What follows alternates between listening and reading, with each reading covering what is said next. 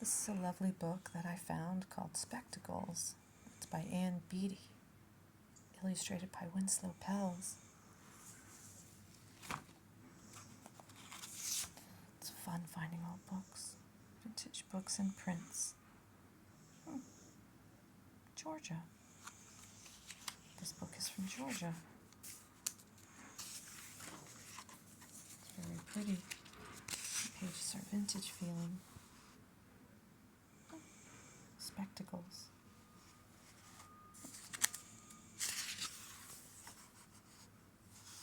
Copyright 1985. Look how nice this page is.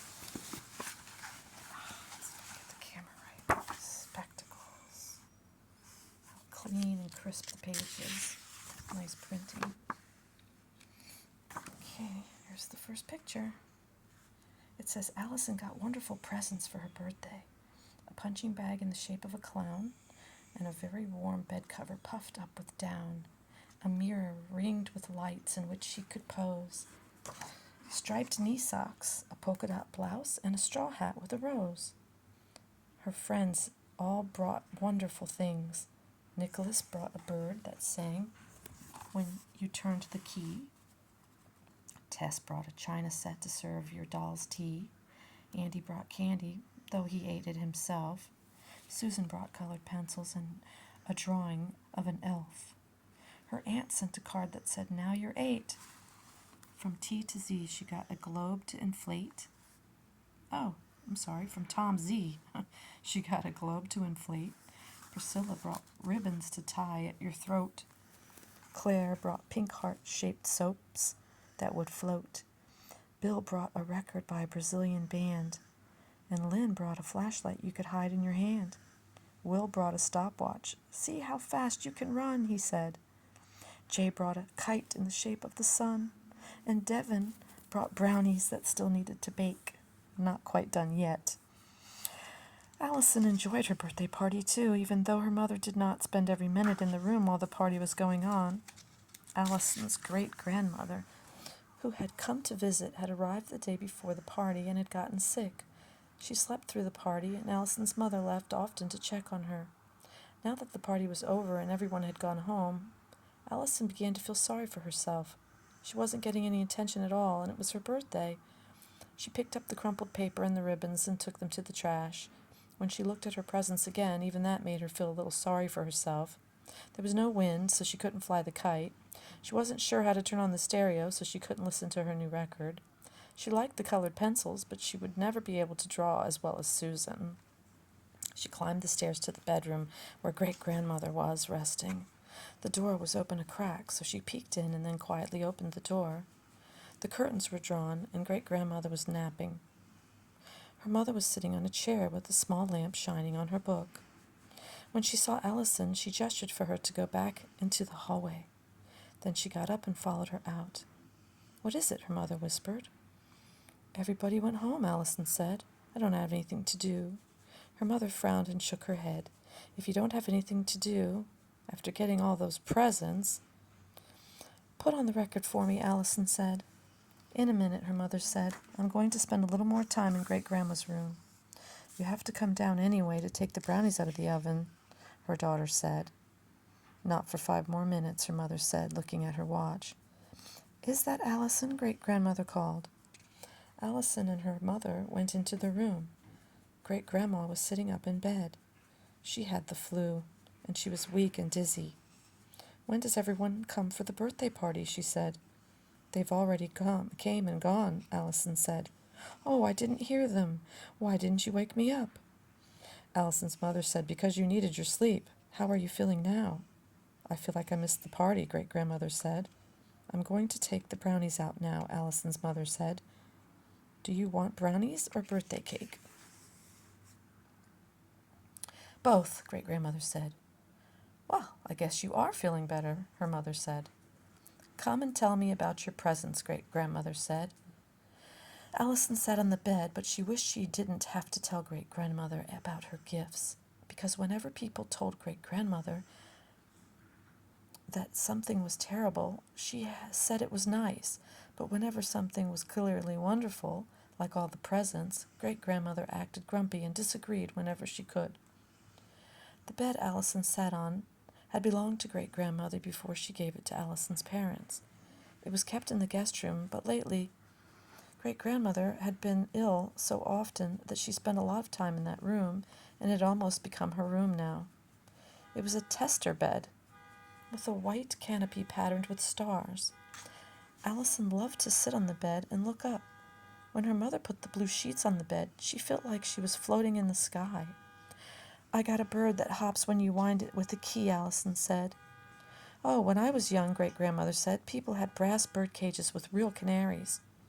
And I got a globe that you blow up like a beach ball.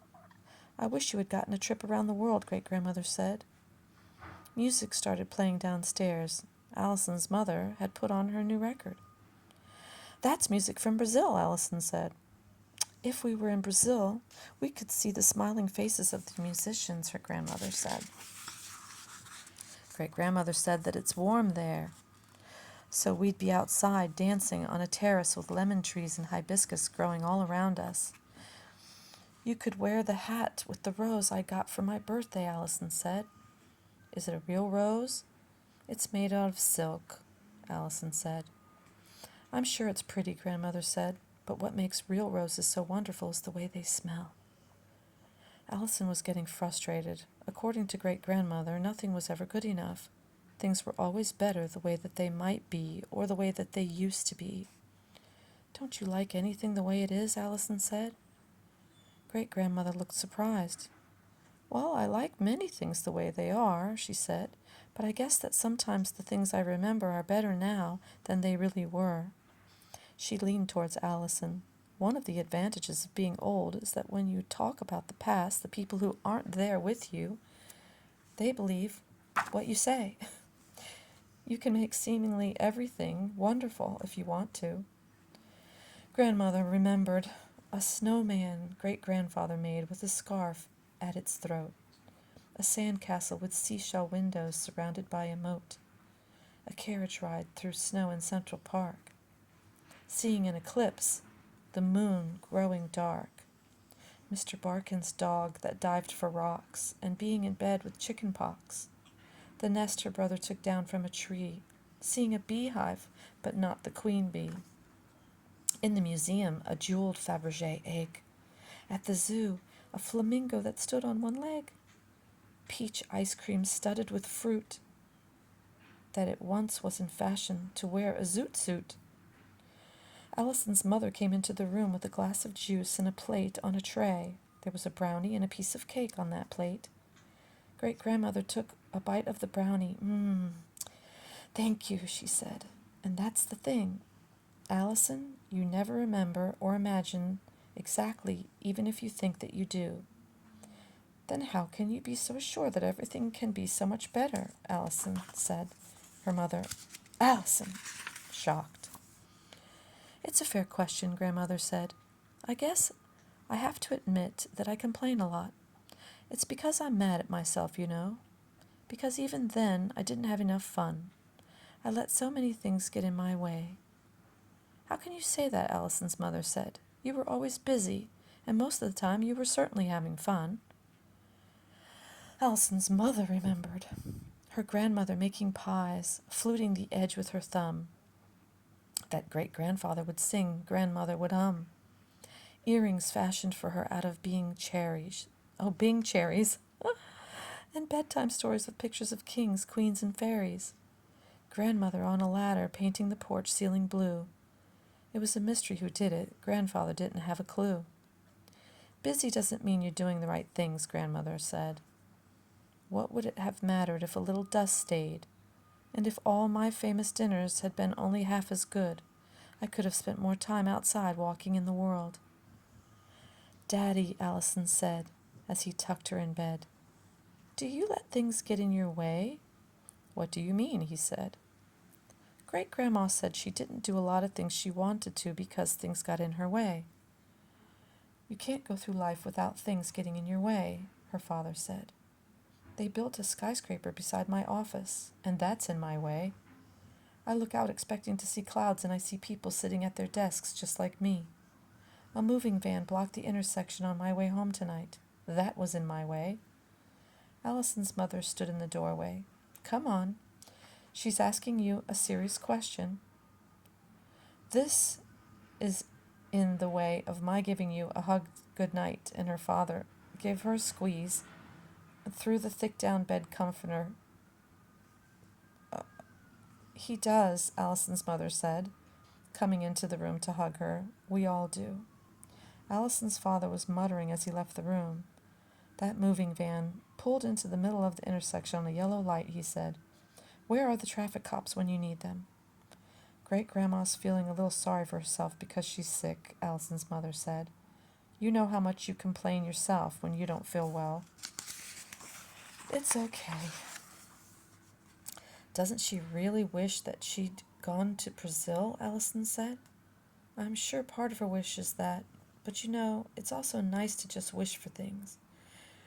When you only wish for them and don't have them, the things can stay the same. When you get what you wish for, things can go wrong. Her mother kissed her and left the room, and Allison closed her eyes. The metal bird heard what Allison's mother said and remembered in the past. What would it like if it could have a wish? As a real bird, it had to peck and peck on the ground to pull out worms. It had to sit on its nest through rainstorms, and it had to fly long distances to go south for the winter and to return to the spring. Life as a toy bird had its advantages, but the only thing it missed was hearing its own song whenever it wished. The thing that the bird would like most would be to sing whenever it wanted again without being wound. The painted metal feathers suddenly ruffled, and the wings painted on the bird extended. It flapped its wings and flew to the top of a lamp and perched there. Then it began to sing, and it sang and sang, as it was involved in its song that it barely had time to fly away when the cat that crept across the floor was about to pounce. It would be nice to be a singing bird again, but it would have to remember to stay very alert. Oh, my. The ribbons Priscilla had brought rustled with thought. They'd rather be larger and more interesting in shape. Banners blowing in the wind. The silver ribbon that held all the others tied in a figure 8 untied itself, and all the ribbons flew up to a corner of the room and began to flap proudly in the breeze. But it got tiring, having to ripple and snap and wave high. They began to think that being woven through a braid or being tied in a neat little bow under a collar of a blouse would be easier. And when they were bows, they got to hear the compliments. High up they heard only the sound of the wind. What about it, the punching bag clown thought, to perform again, pirouetting and prancing in a circus, to judge and dance, and give kicks in the pants, to upstage an acrobat and collide with a roller skating bear. All the nonsense made it such fun to be there. Allison opened her eyes again. She was thinking of too many things to sleep. She got out of bed and walked quietly to the door. The house was dark. Her mother and father had gone to bed early. She could hear the faint music of the radio in their bedroom. Actually, it was the metal bird concentrating on singing very, very quietly so the cat couldn't wake it up. She went to the pile of boxes and found the little flashlight, then lit the way downstairs to the kitchen, the circles of white moving in front of her feet. She wanted some brownies. They were on the counter in a pan with foil stretched across the plate. As she came closer, she saw the knife was in the sink and a plate. Someone had already been eating brownies. She unwrapped the pan and cut herself a long strip of brownies, then sat at the table to eat them. That was where she saw the oval, gold-rimmed glasses. Great-grandma Mother's glasses. That was who had come downstairs to eat more brownies. Allison ate the brownies, then washed and dried her plate and put it back on the shelf so that no one would know that she had crept downstairs. She tried on the glasses. Everything looked blurry and strange. She kept them on, though, to see what it would be like to walk through the house with them on. Looking down, the stairs seemed more like pools of water than steps. The rug was out of focus, so that she couldn't quite see the pattern. It looked like a long, soft stretch of beach. She was still wearing the glasses when she tiptoed into her room. Grandmother always got up later than she did, so she would just put them back later on the counter in the morning. But where to hide them until then? She went upstairs to her pile of birthday presents and decided to open the lid of the top box and put the glasses in there with the tissue paper so that they would be safe. She took off the lid and put the glasses in the box. A little light shone through the side of the window where the shade did not fit tight against the window frame. It shone over the box and over one lens of the glasses. It looked as if one lens was blinking. As she started to step away, she had only to move her head back a foot, and the lens was dark. A foot forward, and it was bright. She did this a few times, moving her head into and out of the light, and then she reached for the twinkling glasses. She thought that she would look one more time at her room in the soft focus, so she put the glasses back on. Things were blurry, but that wasn't what surprised her. What surprised her was that it wasn't her room. Everything was different. She turned and looked to the side. The windows were covered with lace curtains inside of white shades. They looked like large Valentine cards. Allison looked at the floor. It was covered in a rose-colored carpet, and on the walls, her pink-painted walls, were wallpaper patterned with tiny flowers. The bed was not a bed. It's a place where a large sofa and a high back and high rolling arms chair were with it, and on the sofa, she was squinting hard now, on the sofa sat two people, turned towards one another, their knees almost touching. It was too strange, and she started to take the glasses off, but as she began to take them away from her face, the man on the sofa leaned a little towards the woman, as if he meant to speak. He froze, lips parted, until Allison pushed the glasses back up against her nose. Then she leaned forward slowly and took one of the woman's hands in her... Then he leaned forward slowly and took one of the woman's hands in his. The woman turned her head towards him, and Allison realized from her profile it was her great-grandmother. But this was a great-grandmother that she'd only seen in photographs. She wore a long dress that touched the floor, and only the pointed toes of her shoes were visible. Her hair was not white but auburn, coiled in a bun at the back of her neck.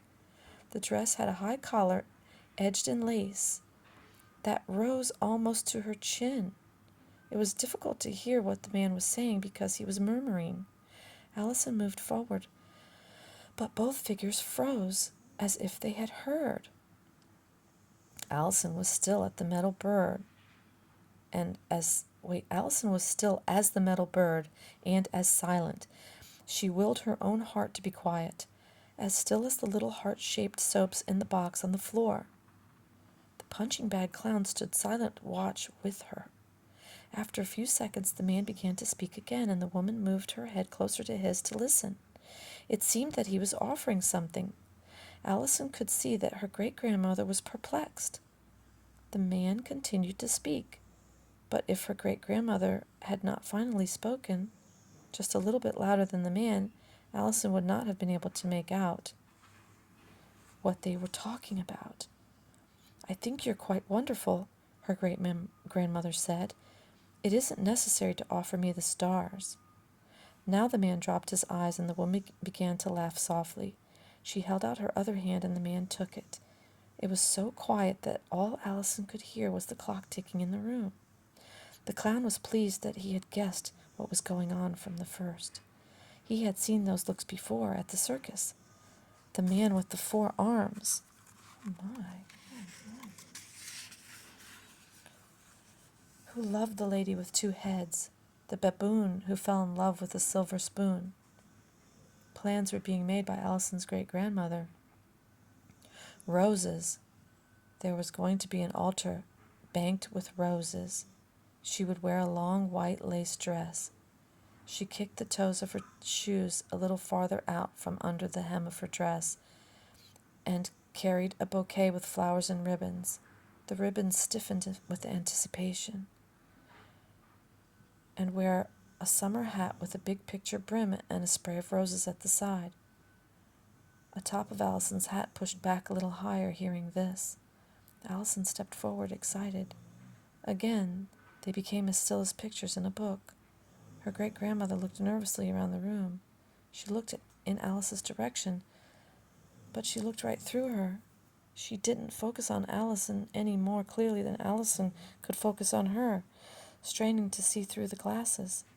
Then the people on the sofa whispered to each other, and as they spoke, they grew dimmer. The colored pencils Susan brought found themselves eager to spring into action to color them darker. The figures grew smaller, smaller still. Allison pushed the glasses up and held them tightly against her nose. The man and woman no longer held hands. The man's hands were clasped, and the woman was touching the corner of her handkerchief to her eye. They were going out of focus, and no matter how hard she tried, Allison could hardly see them. They faded until they were gone, the two figures merging into one and narrowing into a column of smoke that rose and disappeared. She looked at the lace curtains and could hardly see the pattern. The light outside was so dim. They were more like white sheets now, and she looked back at the sofa and saw no one, but heard whispered words. Roses, the stars. She heard again the clicking of the clock. She took off the glasses and put them in the box. It was almost completely dark in the room now. No shaft of light fell on the glasses. The lenses were dark, and she put on the lid and turned to go to bed. The sofa was again a bed. The bird cocked its head. The colored pencils weren't going to redraw the scene to bring them back. They disappeared, the pencils said. We can't draw at that from memory. The clown. Wouldn't the clown try to coax them out of hiding by doing a few tricks? But the clown leaped up and did a somersault, keeping one hand on his hat. But when the clown swept off its hat to bow, there was no applause. The people had vanished from the sofa. The clown still bowed with dignity and walked away with its floppy pink shoes going flip-flop in front of him. The shoes made such a breeze that the banners stirred. "Come on," the banners said to the pencils. "Draw on us, and we'll proclaim the wedding." The pencils leaped into action and spelled out congratulations. The pink heart-shaped soaps linked to the idea of celebration so much that the heartbeats quickened in their box. Allison smiled and the birds sang a happy song, but the next time Allison looked, the bird was singing because it was dawn. "Great-Grandma," Allison said the next afternoon, sitting on the bed, "tell me how Great-Grandpa proposed." "Oh, that was such a long time ago. It wasn't like now when people have marriage contracts. They agree on who does what work and how the money will be divided if they get divorced." What did you and Great-Grandpa agree about?" she said. "We didn't talk about everything back then. And come to think of it, I'm sure that for years he and I never really agreed on anything." "Tell me what he said when he proposed." "He said he loved me and wanted to marry me." Great-Grandma lowered her head again. She turned it to one side, the way that she had when he proposed. "That's all?" Allison said. "That's all I remember," Great-Grandma said, looking at Allison through her glasses, which were sliding down her nose. "Did it surprise you when he asked?" "I had some hint that he'd already asked my father. Men did that in those days. Now most men don't live in the same city as their fiancé's father. Anyway, I knew he was going to propose. We were sitting on a sofa when he asked." "Oh, no, wait," Allison said. "Were you sitting on a sofa when he asked?" "You were sitting on a sofa when he asked, weren't you?" That's actually what she wrote here. "Yes," Great-Grandmother said. "Did I already tell you this story?" Allison's mother came into the bedroom and opened the curtains. She had sent Allison upstairs to awaken her great-grandmother from her nap and to let the afternoon sunlight into the room, but Allison had started to ask questions and forgotten to pull open the curtains. A bird flew into the window ledge and pecked at the glass. Alan's mother jumped, surprised. "That bird must have seen its reflection," Great-Grandmother said. The bird ruffled its feathers as she spoke, flapping its wings, and then was gone. Great-Grandmother shifted in bed, moving her head out of the sunlight. A little sun still struck the side of her glasses, though. Allison saw her great-grandmother purse her lips. The light was annoying, no doubt, but as soon as Great-Grandmother turned her head away, she turned it back into the light again. She was quiet for a while, and when she turned towards Allison, she said, Did you know that the sofa had a carved rose in the center, and that the wood looked like fern in a circle around it? And do you know what I was wearing when I was proposed to? Allison nodded. What? Allison's mother said. Oh, a long dress. That was what I always wore. Great-grandmother shifted her head on the pillow. She said nothing for a few seconds, while part of her face was in the sun. Then she looked at Allison. A dress that was pale yellow, she said, with punchwork at the neck, and on the sleeves there were the prettiest little mother-of-pearl buttons shaped like hearts. That turned out to be quite appropriate, didn't it? You laughed when she asked?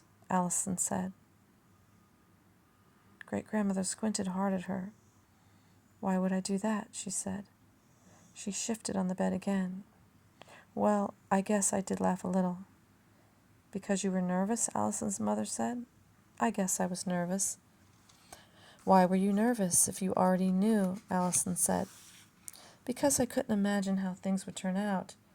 I was going to change my life. I wanted a different life, but of course no one can predict the future, Allison's mother said. That's why it's fun to think about the past sometimes, Allison said. And you don't always remember incorrectly. Sometimes you remember just the way it was. What are you talking about? Allison's mother said. She's talking about the times things don't get in the way and everything is really wonderful instead of just remembered wonderful, Great-grandmother said. Then what did you do? What happened when you said yes? Allison said. Oh, there was a celebration. Later, not that night. I went to powder my face. Great-grandmother sat up higher and looked out the window for a few seconds, then turned back toward Allison. That's right. I had a compact shaped like a seashell. It was white and tan and had silver around the rim. All the girls envied it. When I said yes, he went out and spoke to my parents. I went to powder my nose so I could gather my composure. And you had roses in the church for the wedding, Allison said. Pink and red, Grandmother said, turning her head to look right at Allison. I see it all perfectly again, she said, as if someone else looked back and reminded me of how it was. Allison's mother was in Allison's bedroom with her, helping to put away her birthday presents. She decided that the globe would fit onto the shelf of the bookcase. They both wondered if it would fall off. She folded the striped socks and put them in the top dresser drawer. Do you want these pretty soaps in here too, so your clothes will smell nice until you want to use them? Allison's mother said. Allison nodded yes. I certainly hope you have a good memory, so you know who to thank for all these things that you got on your birthday, Allison's mother said. Allison nodded yes again. Look at this, her mother said. This belongs in the top drawer too. She was holding on a handkerchief edged with lace with small flowers embroidered in the center and tiny flowers in each corner. Who gave you this? It's absolutely beautiful. Don't worry, Allison said. I remember. Her mother put it gently in the drawer. Be careful with this, she said. It's valuable, I'm sure. You can tell that it's very old.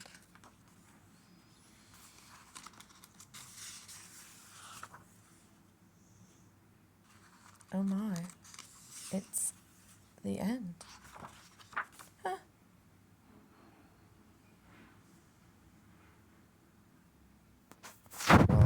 Well, I would thought this book was going to give some sort of an interesting ending.